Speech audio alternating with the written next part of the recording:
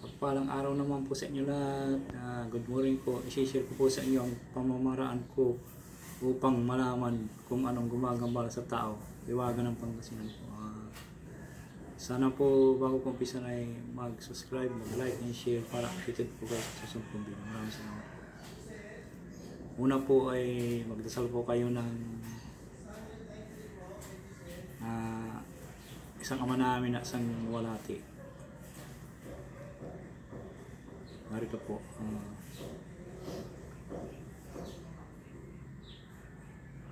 Ama namin, nasa langit, sambahin na ang pangalan mo. Ikaw na ang manghari sa amin. Sundin nawa ang iyong kalooban mo dito sa lupa, tulad sa langit. Bigyan mo po kami ng pagkain kailangan namin sa araw na ito. At patawarin mo po kami sa aming mga kasalanan, tulad ng papatawad namin sa magkasala sa amin. Huwag mo kaming irap sa mahigpit na pagsubok, kundi mo kami sa masama. Sapagkat iyo ang kariyan, kapangyarihan at ang kapurian ng pagkainan. Nuwalhati sa Ama at Anak ng Espiritu Santo, kapara ng unang-una, ngayon ang magpakailanman, ang magpasawalhanggan. Amen. Tapos,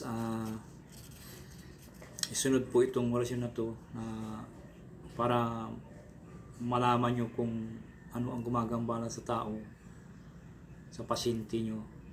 Malalaman nyo po kung anong gumagambala po sa pasyente nyo po. Usalin ko po ang orasyon. Sadak sidak sudim unong pasim Jesus.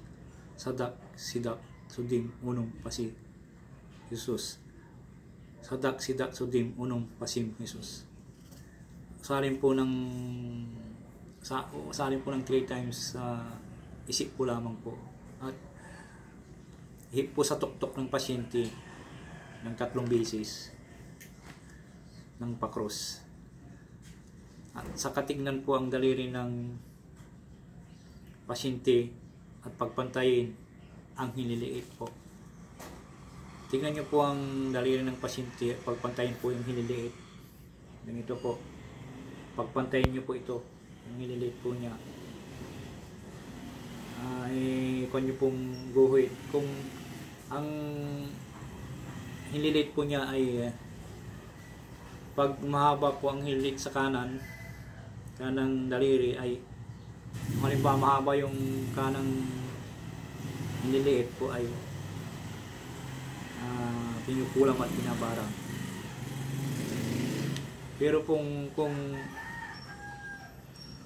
mahaba po ang hilit sa kaliwang daliri ay dinidwindi, lamang lupa, engkanto at iba pa. Para mawala po yung ganitong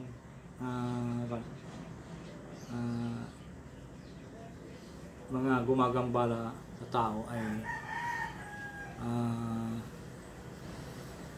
kumuha po kayo ng tubig na malinis. Ganito po, tubig na malinis, at ibulong nyo na naman po ang orasyon na pinagkalob ko sa inyo, yung pagkatawas ng orasyon na yung Christus Sancta Trinitas Umudaw Jesus. Christus Sancta Trinitas Umudaw Jesus. 3 beses po usalin, tapos ipainom po sa pasyente para mawala na po yung gumagambala po sa kanya.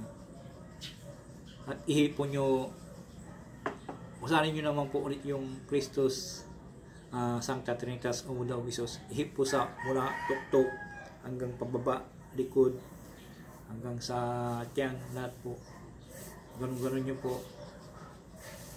Tapos i-gon nyo, mawawala po yan, tuluyan yung gumagambala sa kanya.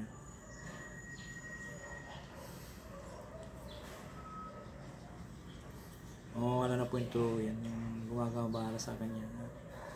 Sana po nagustuhan po nyo yung video ko. Mag-subscribe, mag-like and share para updated po kayo sa susunod kong video.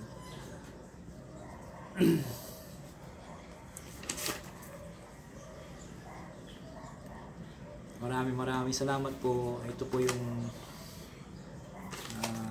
pamamaraan po sa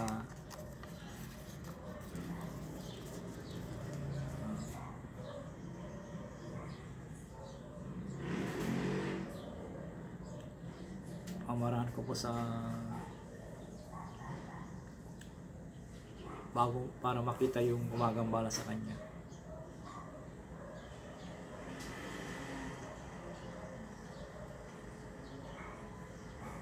Maraming salamat po. Huwag kalimutan mag-subscribe. Salamat po. Bye-bye po.